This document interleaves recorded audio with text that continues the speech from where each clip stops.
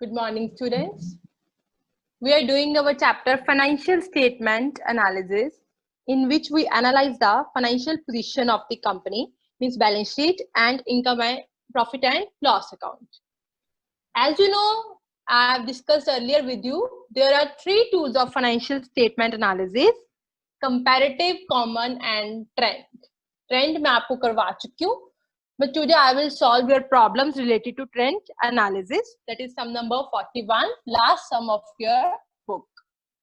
Kindly look at this sum and listen this sum carefully. In this sum, beta आपको कहा है convert the following comparative income statement into trend percentage. आपको ये income statement की trend percentage निकालनी है. So first of all, आप क्या format बनाओगे? Income statement निकालोगे. ठीक है बेटा? क्या है फॉर्मेट इनकम का? RO, टोटल रेवेन्यूज, सब बनाओगे मेरे साथ साथ. CCD, EF, PO. R क्या हो गया हमारा? Revenue from operations. O क्या हो गया? Other revenues. Cost of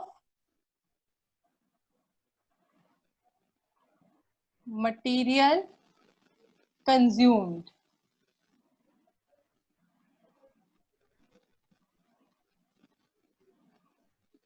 Changes in inventory, depreciation, employee benefit expenses,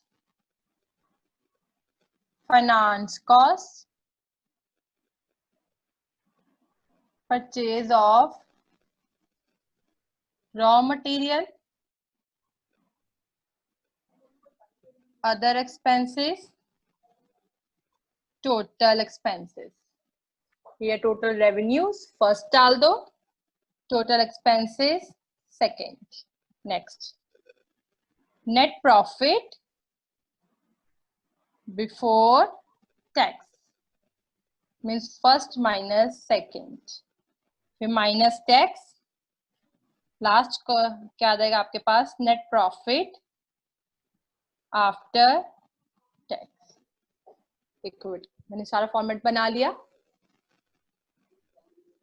okay, अब उसके आपके पास थ्री कॉलम्स है, 2017, 18 एंड 19. 2017, 2018, 2019. आफ्टर दैट बेटा आपने निकालनी है ट्रेंड परसेंटेज तीनों ईयर्स की, 2017 की, 18 की और 19 की. मीन्स आपको 6 कॉलम्स बनाने हैं. पहला बनाना है 17 की इनकम स्टेटमेंट निकालनी है, 18 की इनकम स्टेटमेंट निकालनी है, 19 की इनकम स्टेटमेंट, फिर तीनों की ट्रेंड परसेंटेज 17, 18 और 19. ओके, 6 कॉलम्स हो गए, 17, 18, 19 and trend percentage of 2017, 18 and 19. तो सबसे पहले क्या लिखोगे? Revenue from operations means sales. Sales आपको 17 की भी गिवन है, 18 की भी और 19 की भी. 17 की लिखो 741,650. ओके, 18 की राइट डाउन करो 620,470. नेक्स्ट लिखो 592,990. ओके, मैंने रेवेन्यू फ्रॉम ऑपरेशंस को बेटा हम सेल्स बोलते हैं, मैंने तीनों की सेल्स लिख ली. उसके बाद क्या करना हमने? अदर रेवेन्यूज देख लो, कोई अदर इनकम्स है? नहीं है, तो इसको छोड़ दो. अदर छोड़ दिए तो आपके पास टोटल कितने आ गए? यही टोटल बन गया आपका 741,650, 620,470, 592,990. देखो, ओके बेटा, हो गया. उसके बाद cost of material consume means cost of good sold. देखो आपको गिवन है 398,530. नेक्स्ट उसका आपको गिवन है 272580, 272580। नेक्स्ट गिवन है 280520, 520। ओके, नेक्स्ट देखो आपको और क्या गिवन है। जो गिवन है बस वही लिख लो। ऑपरेटिंग एक्सपेंसेस गिवन है। ऑपरेटिंग एक्सपेंसेस मींस हम इसको अदर एक्सपेंसेस के अंडर लिख लेते हैं बेटा। देखो कितने गिवन है ऑपरेटिंग एक्सपेंसेस आपको, 307310, 310। उसके उधर कितने गिवन है, 299740, 740। और उधर कितने गिवन है, 280520, 80520। सब हम क्या करेंगे, एक्सपेंसेस का टोटल मींस इसका कॉस्ट ऑफ मटेरियल कंज्यूम्ड का और अदर एक्सपेंसेस का, इनका टोटल कर लेंगे। देखो कितना आएगा, पहला कितना आएगा 398530 प्लस कितने ऑपरेटिंग एक्सपेंसेस 307310, 398530 प्लस 307310, ये मेरे पास आ गया 7070580।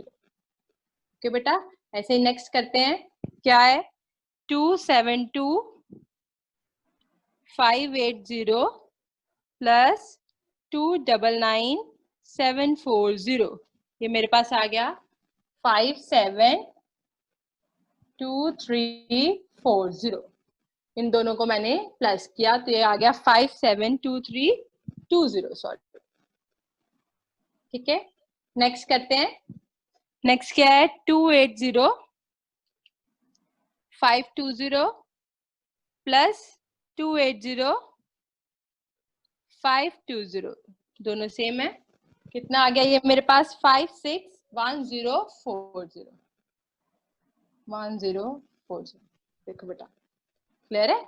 अब मैं निकालती हूँ प्रॉफिट्स। कैसे आएंगे, first minus second means revenue, total revenue minus total expenses, तो मेरे पास आ जाएगा प्रॉफिट बिफोर टैक्स। देखो 741650, एक आप निकाल कर देख लो कि आपका वही आता है 741650 माइनस 705840, 5840, ये आया आपके पास 35810। देखो आपको सम में गिवन है प्रॉफिट बिफोर टैक्स, तो आपका यही आया 35810, तो आप वही उठाकर लिख लो।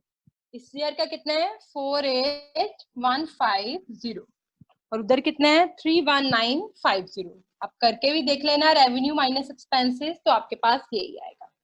ओके, आपको टैक्स भी गिवन है माइनस सब कुछ गिवन है आपको 13070, उसका है 19440, और उधर है 11020।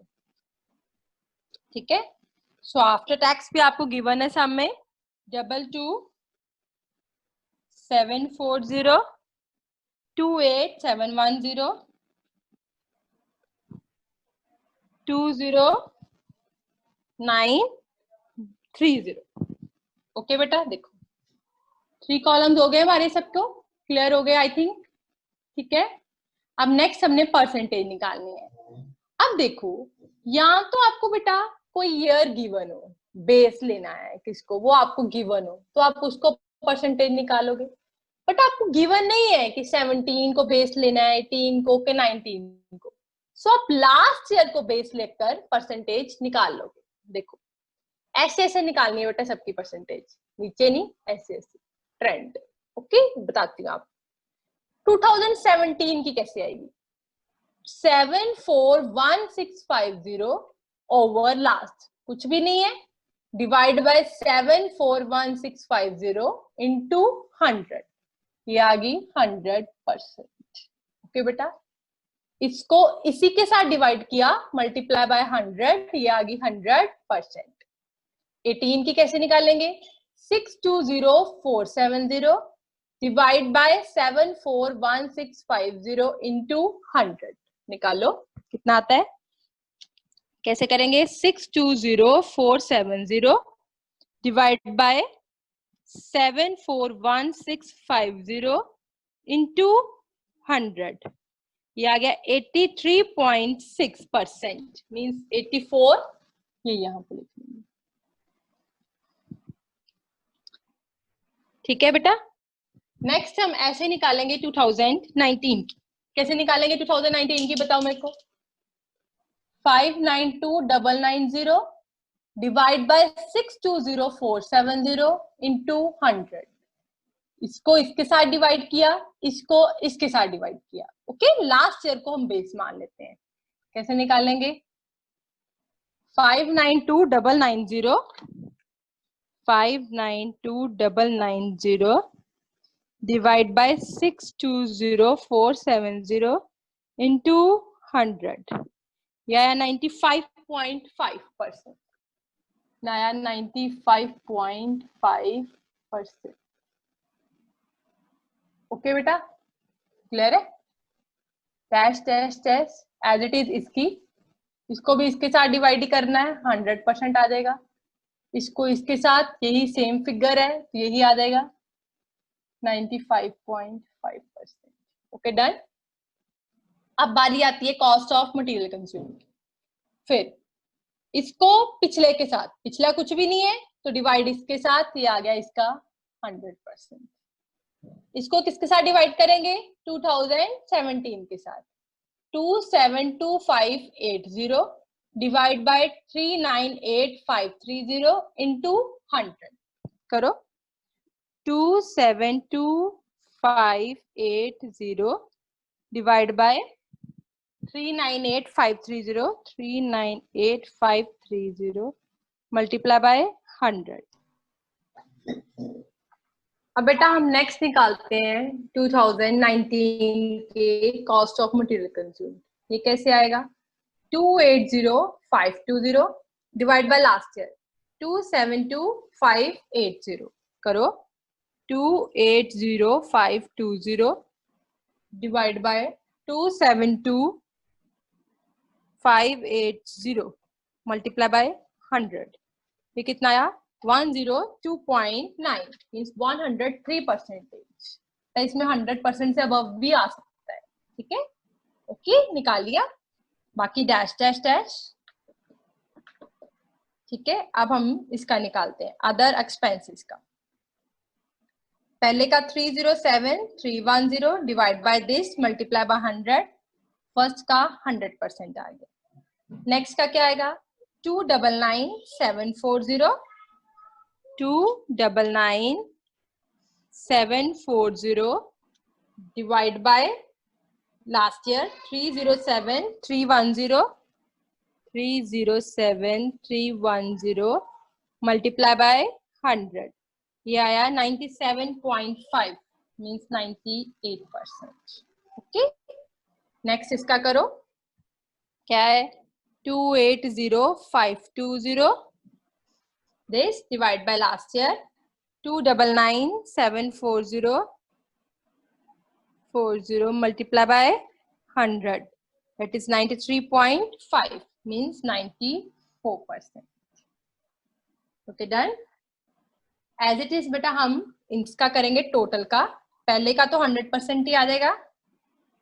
नेक्स्ट का 572320 डिवाइड बाय लास्ट ईयर 70580।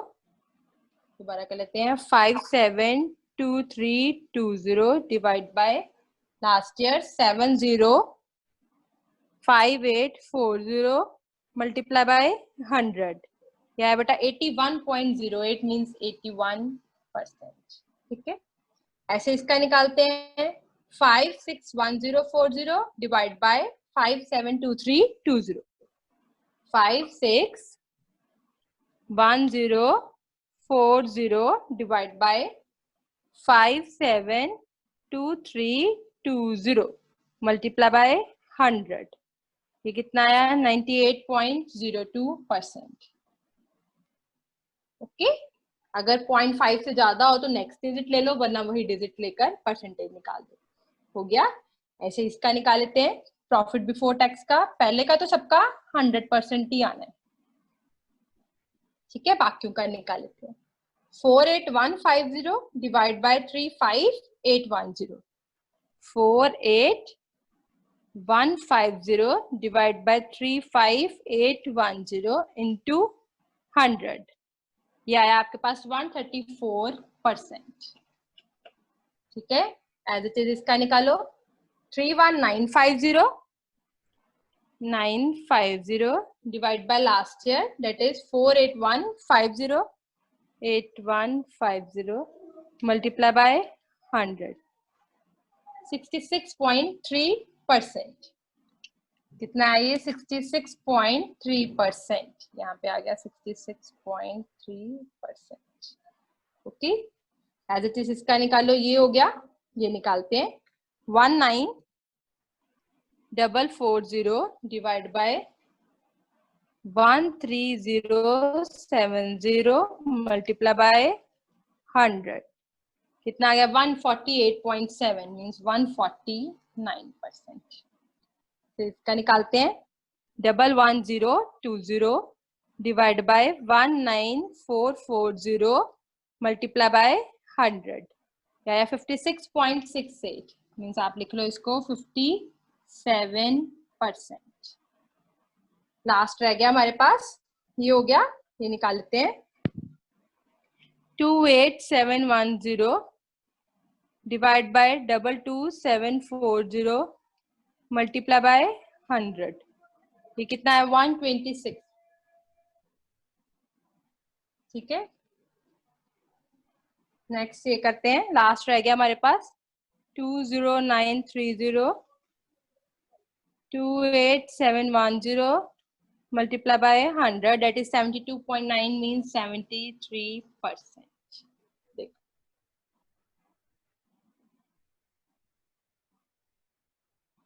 सम एक बार सम आप ध्यान से देख लो। अगर आपको प्रॉब्लम है तो आप मेरे से पूछ लेना। थैंक यू, ठीक है बेटा। आपको मैं अब एनालाइज कर देती हूँ एक बार। हमें क्या कहता है सेल्स? देखो पहले फ्लक्चुएटिंग है, इंक्रीजिंग ट्रेंड है, डिक्रीजिंग ट्रेंड है कि फ्लक्चुएटिंग है? देखो कौन सा ट्रेंड है। देखो यहां से आपको परसेंटेज से क्लियर हो रहा है कौन सा है। 100 से 84, 84 से 95। पहले इंक्रीज हुई, फिर पहले डिक्रीज हुई, फिर इंक्रीज हो गई, ठीक है। As it is expensive cost of material, देखो पहले डिक्रीज फिर इंक्रीज। देखो सब जगह सेम ही है। पहले ये देखो ये अलग है, ये पहले एक्सपेंसेस इंक्रीज हुए फिर डिक्रीज हुए। ड्यू टू मतलब एक्सपेंसेस इंक्रीज होने के कारण ही आपकी सेल्स कम हुई है, ठीक है। प्रॉफिट्स देखो पहले इंक्रीज हुए फिर क्या हो गए? डिक्रीज हो गए। सारा का सारा ट्रेंड ही जो है हमारा फ्लक्चुएटिंग ट्रेंड है कि कभी इंक्रीज हो रहा है और कभी डिक्रीज हो रहा है। सो लास्ट में अगर हम कमेंट लिखेंगे तो हम क्या लिखेंगे? दिस एनालाइज, मतलब ये जो कंपनी की पोजीशन है फ्लक्चुएटिंग है, कभी इंक्रीज हो जाती है कभी डिक्रीज हो जाती है, कभी इसकी सेल्स इंक्रीज हो रही है कभी इसकी सेल्स डिक्रीज हो रही है।